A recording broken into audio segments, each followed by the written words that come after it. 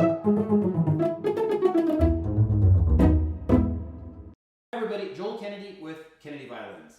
So today's another play-along day, and today I'm going to be going over the Seitz Concerto number 5 in D major, the third movement, the rondo, okay?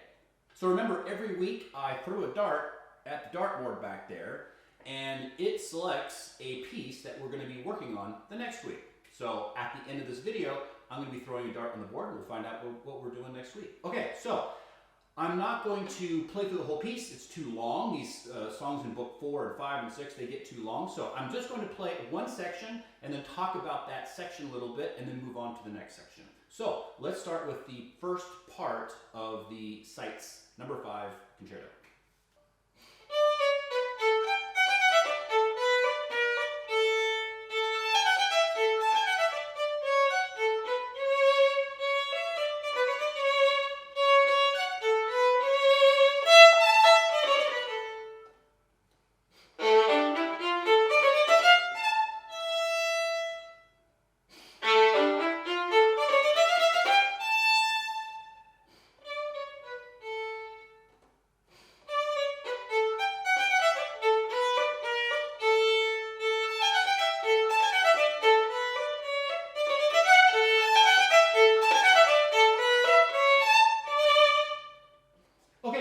So that's the opening, so let's talk about that a little bit. Okay, so I'm not going to talk about a lot of the details, because I'm assuming that if you're in book 4, there's probably a lot of little details that you don't need me to talk about. In fact, there's some sections in this, like the double stop section on the second page, that are a lot harder than a lot of other stuff, so I'll spend the majority of my time talking about probably the double stops and some of the more technical parts of this piece. Okay, but as a basic, when we're practicing, of course, we always want to structure our practice, so we're practicing specific sections and we have a goal for that section. So we're either learning the notes or we're improving the notes or speeding up the notes that we already know, right? So if I was practicing at home, I would be practicing by section, and what I just did was a section, right? The first section. So we are in the key of D major, right? So we have F sharp and C sharp. So you want to make sure that you pay attention to that. And we have a few accidentals here. We have some F naturals. We have some B flats, right? And then in terms of articulation, so that's probably the biggest thing in this piece is articulation. So you've got to plan out, where am I going to be in the bow? How am I going to play this articulation? So we have a lot of dotted notes, right? So a lot of staccato. So remember, a dot over a note means staccato or spiccato, right? It's either a short note on the string or a short note off the string. And there's a lot of variety of both of those, right? Just because something's off the string doesn't mean it's played exactly the same. So there's different variations of, you know, how you play a note short. So, for example, in the opening here, I'm going to be playing some notes, you know, right?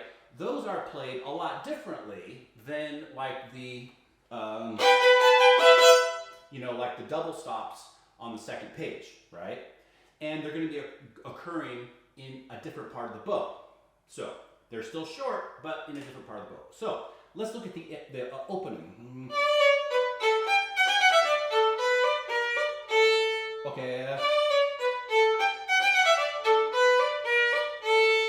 Okay, so I personally play this mostly in the middle of the bow, and I think one of the things that will really help you get clear articulation in this type of figure is to make sure that you either pick up your bow or stop your bow completely. Right, so not that, but so I'm stopping before that B natural, that first finger. So I want that B, that first finger, to be short. So I'm going to stop my bow before that. Then my bow is completely stopped before that part, right? So your best friend when you're playing these kinds of figures is to stop your bow completely or pick your bow off the string so you have clear articulation.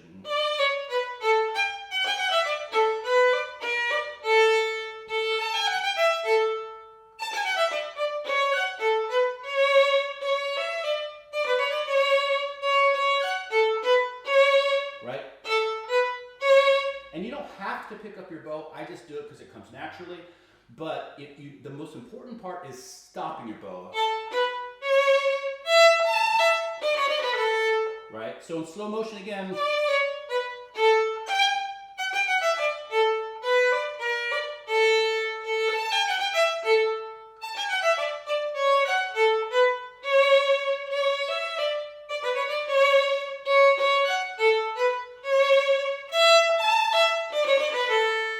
Right?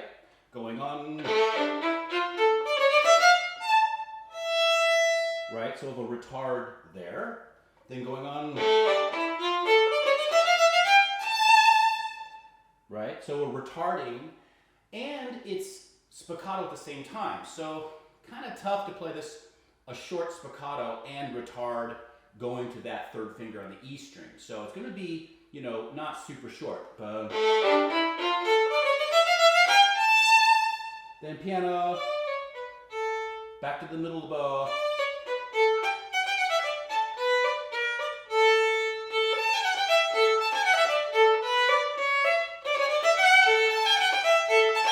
Crescendo. Okay, so that's the general idea for that first part. So now let's talk about the second part. Okay, so here is the second section.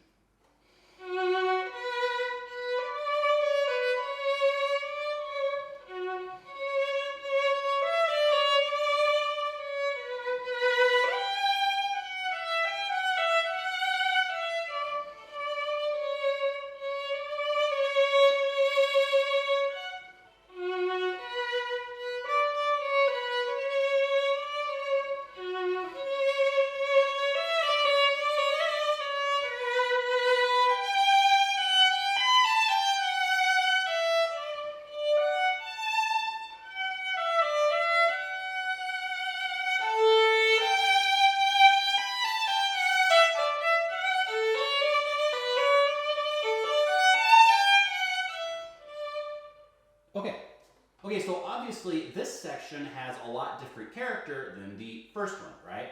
So now we have pianos, a lot more pianos. We have connected notes, right? We have those lines above the notes to indicate that they're legato or tenuto. So they're going to be connected, right? So and then of course, if we can vibrato, we want to try to vibrato every note that we can.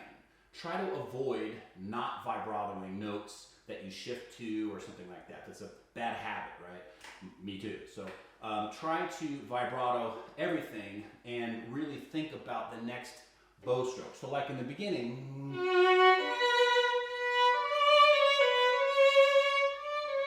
right? That's your first phrase. So you really want to shape that phrase as much as you can.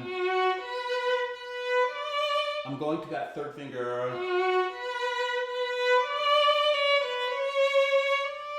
Then start it again. Here. Right? So when you have these kinds of sections, you really want to speak as much as you can. Okay, so the fingerings I'm using are not necessarily the fingerings that I would use if I was performing it.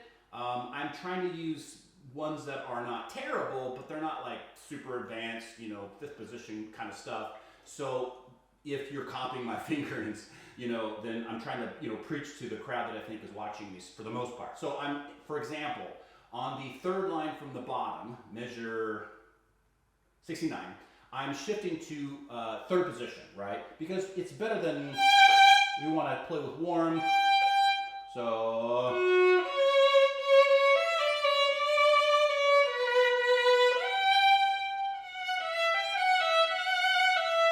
then back down to first. Right, you could do first finger or, right, or you could even play it in second, right? Second is probably better, but a lot of people aren't comfortable with second. Okay, and then the other time that okay, so now let me talk about something that might be something that's necessary to talk about. Okay, so the last line, first measure, you see that figure? Right? So a lot of times it's difficult to know, well, how do I fit those little 16th grace note thingies inside notes when then the beats don't, like, how do I do that? Okay, so the main thing to remember when you have a figure like this is just keep track of where the beats fall, right? So we're in 2/4. The quarter note gets the beat. All right, so the first beat is that quarter note. The second beat is on the eighth note. So it's so beat, beat, beat, beat, beat, 3, 3, 2, right? So your job is just to fit those grace notes before the second downbeat. As long as you think it like that, think about it like that, it's not that hard. So.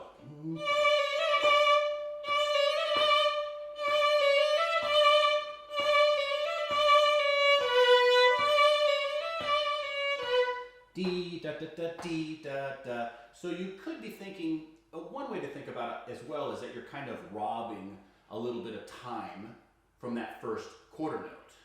But the most important thing is that you're done with that turn by the time that second beat comes down.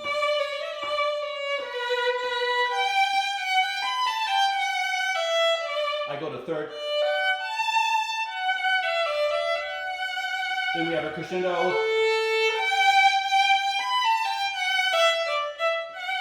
Okay, now I'm using my whole bow. These staccato notes kind of happen towards the upper part of the bow. So that means that you're, now normally if we're playing staccato, we like to be in the lower part of the bow. But this is one of those situations where you're going to have to play short in the upper part of the bow.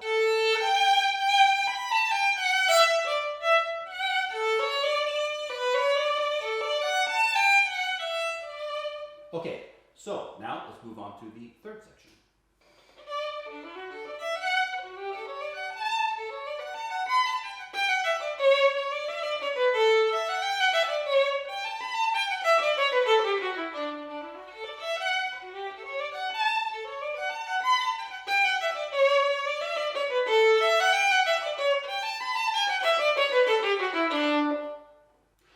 So this section is really fun, but it's got some challenges, right? Some technical challenges. So the challenge is that you have quite a few notes going on in your left hand, but you want it to have long lines and you want it to be pretty, and you don't want it to sound like it's overly difficult or anything like that. So my suggestion is, well, there's a couple different practice techniques that you can use, okay? So one is every time you have this figure, right, is try to use exactly the same amount of bow every time. Don't find yourself working towards the tip or working towards the frog, right? So every one of these eighth notes is going to take up the same amount of bow, right? And so it always takes me back to the same part of the bow. That way I have that consistency and I don't run into trouble. Now, in terms of it technically, I suggest a couple things. One is to send a signal to your left hand to not freak out, right? One of the ways that you can practice this is to play the eighth notes a lot longer than they're supposed to be when you're practicing. So,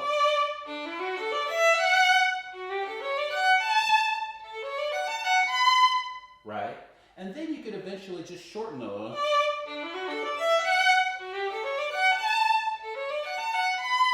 right? So give your left hand a chance to set up for those 16th notes.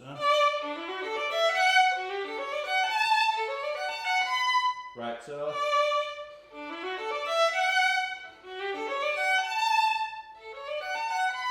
Right?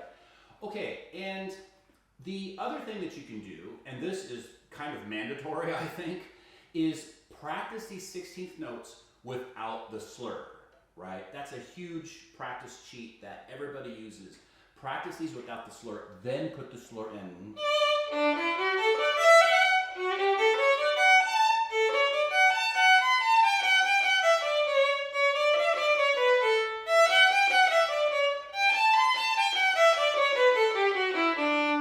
Right?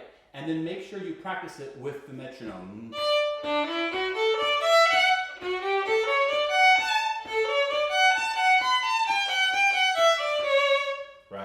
Okay, so that's about all I'll say, I think, about that section. Those are the, I could say a lot more. You know, if I was in a lesson, we'd just spend a lot more time on it, but we don't have that time. So that's that section. So let's go on to the fourth section, the double stop section.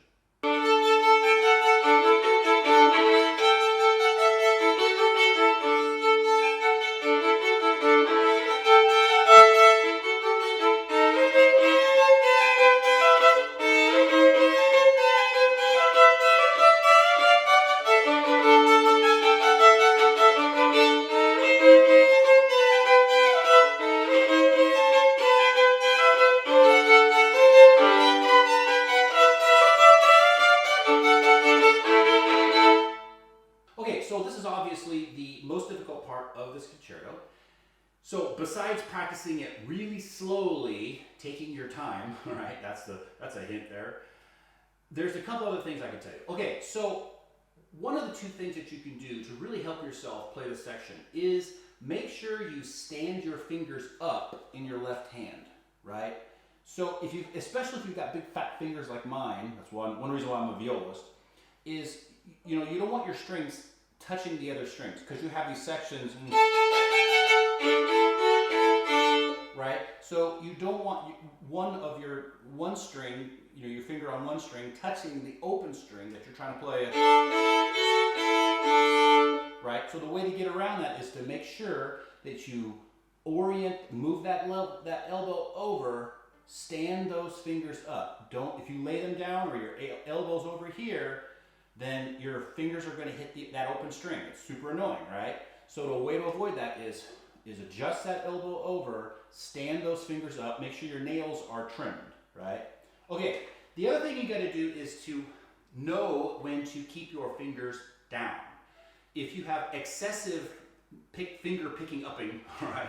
If you're picking up your fingers when you're not supposed to excessively, then that's going to make your job way harder. Okay, so let's just talk about it a little bit. So, okay, that's easy. Then we have,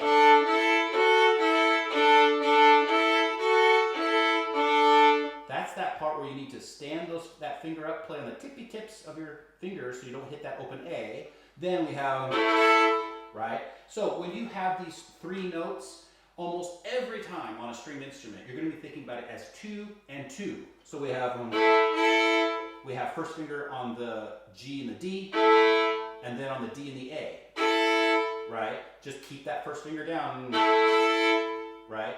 So,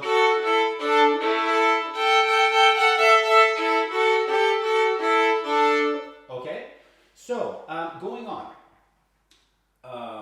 Okay, so the first section that's pretty challenging is measure number 125.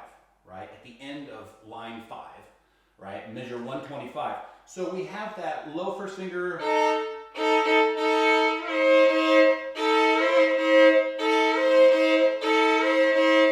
right? So you're going to want to keep that first finger down. Keep that first finger down. Practice it really slowly, and make sure you stand that first finger up so it doesn't hit that A when you don't want it to.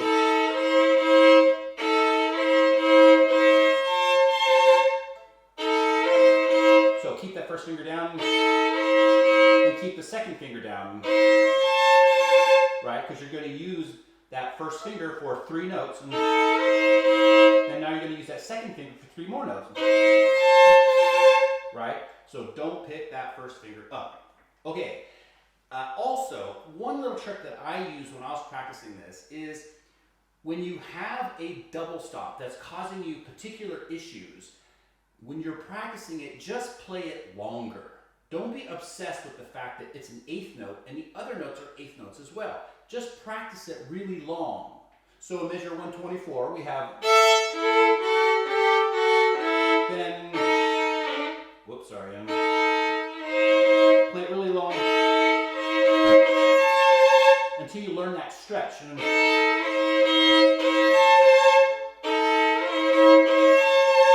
Right? And then gradually you can shorten that note. Right? Okay, so then we have Okay, then we have a lot of the same stuff. Then pretty easy stuff. But see that third finger? Keep that third finger down. This is a measure 128.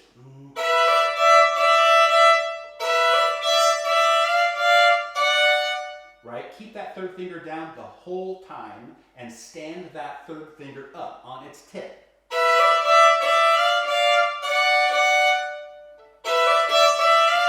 Now move the first finger, but that whole time you're keeping that third finger down. Now you can pick it up.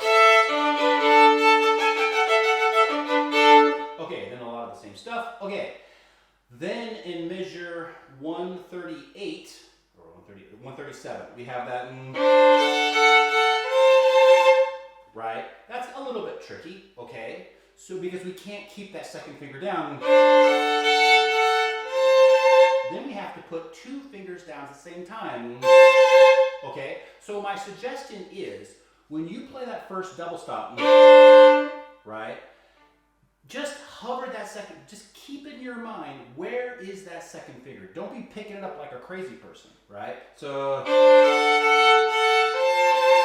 keep it as low as you can and keep a mental imprint where that second finger goes. So I know where it goes because I just placed it down, right? So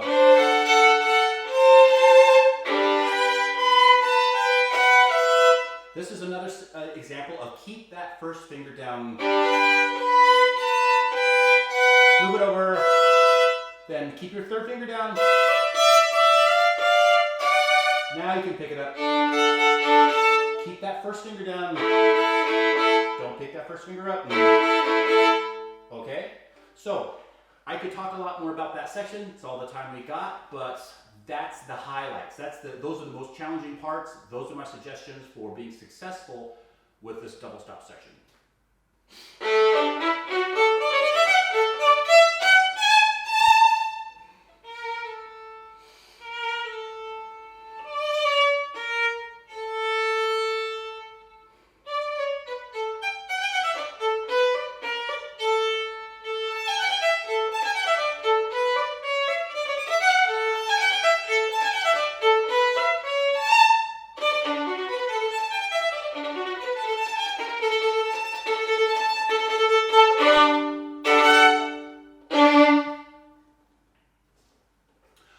So this last part, it's not particularly difficult, but there's a lot of room for dramatics, right? So I won't say a whole lot about this, but I'll just talk about a few things. So when we're going on, so we have that tenuto and those accents, right? So that just means you're really, really stodgy, almost a retard up to that third finger on that E string, right? So, and I would stay at the frog.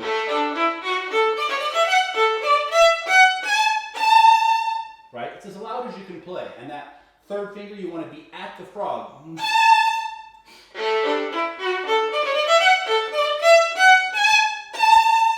Right? Have some distance between those notes.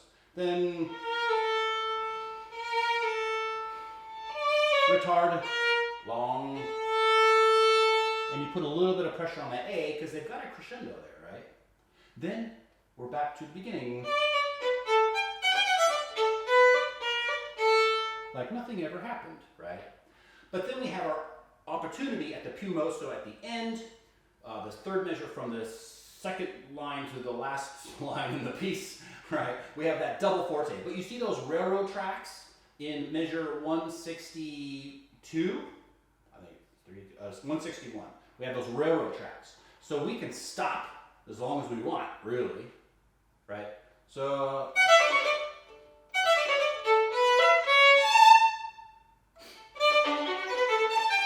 and we can change tempo too. Right? This is your opportunity to kind of change the tempo, and it's just like a final run for the end, right?